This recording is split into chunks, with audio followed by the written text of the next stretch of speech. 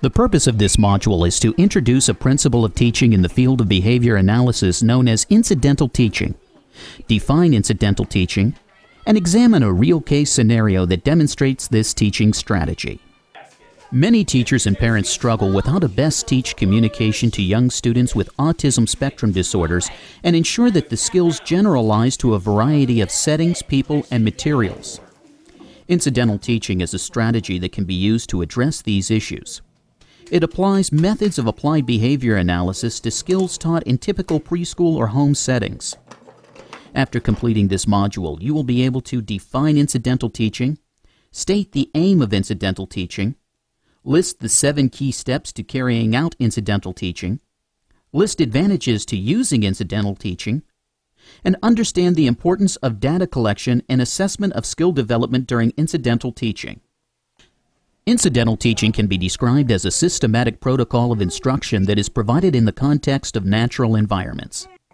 Incidental teaching evolved from the field of applied behavioral analysis, which is developed into a form of language instruction that works well with many children diagnosed with autism. Incidental teaching has the same principles of learning that's found in discrete trial training following the same technical conditions.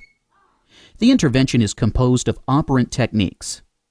The intervention goals are socially significant, and the intervention results are analyzed objectively by assessing each child's progress before, during, and after the intervention. The aim of incidental teaching is to increase and improve communication skills. According to ICANN, there are 7 key steps in carrying out incidental teaching. 1. The teacher or parent chooses an educational objective. 2. The adult arranges the natural environment to promote student motivation and interest in the materials related to the teaching objective. For example, the child can see the materials but does not have access to them. Or the adult sees the child playing with a toy and gently takes the toy and plays with it. 3. The child shows interest in the materials through verbalization or gesture, thus initiating the teaching session. Green. I can't hear you. Green, thank you. Henry, what do you want? 4. The adult encourages the child to elaborate on his or her initiation based on the child's developmental level. If the adult does not understand what item or activity the child wants, the adult first asks, "What do you want?" Henry, what do you want? Yellow bus. Yellow bus. Yellow bus. Good job. Nice saying yellow bus. The following are ways to encourage elaborate responses. Ask a question. What shape do you want? Oh. Make a gesture, sound, or word. The gray raccoons. Say gray raccoon. Gray raccoon. Model the desired response. Raccoon. 5. The child responds correctly to the prompt. The adult provides specific praise and gives the child brief access to the desired materials or activity. Very nice. My turn? Rooster, very good. You can do the last one. Good job. That was awesome. 6. If the child does not respond or responds incorrectly, the adult provides up to 3 more prompts, such as providing the necessary words. Once the child responds correctly, he or she receives specific praise and brief access to the materials. Okay, my turn. I'm taking a yellow pig. 7. The adult takes turns with the materials. His shirt is yellow. Your turn. 1, 2, 3,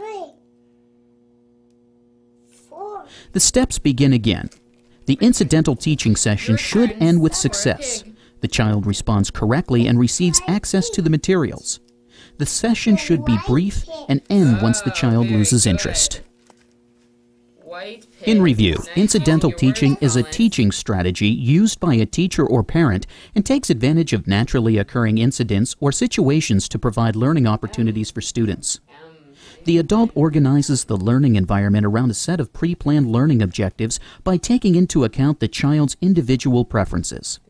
When the child demonstrates an interest in an item or activity, the adult encourages that interest by questioning or prompting the student, providing praise for following instruction. There are several advantages to incidental teaching. First, it is thought that teaching within the context of typical preschool activities promotes generalization of skills. In addition, social initiations, a deficit of many children with ASD, are an integral part of incidental teaching. The basis for incidental teaching lies in the student initiating a teaching session. Lessons involve interactions in which the child expresses interest and the adult responds with prompt and praise. Families are also able to integrate incidental teaching into typical daily routines by finding ways to encourage their children to elaborate during everyday activities such as dinner time, outside play, bedtime, and bath. According to Brenda Smith Miles, evaluation should take place during teaching sessions, within other settings, with a variety of communicative partners, and with a variety of instructional materials to ensure that generalization takes place. This can occur by taking probe data collection. When collecting probe data, unlike in the middle of a teaching session during which the adult would wait for the child to initiate the session by showing interest in an item with a gesture or verbalization, the adult would initiate the data collection session by asking the child elaboration questions. Correct responses occur when the child uses a correct elaboration spontaneously or within approximately 5 seconds of the adult's question. Errors are those exchanges in which the child does not respond or responds after 5 seconds or responds incorrectly. In the case of an error during data collection, the adult would not prompt a correct response and the child would not receive the item. It's important to keep data collection sessions short to prevent student frustration. Data should be collected frequently to make certain that the child is making progress.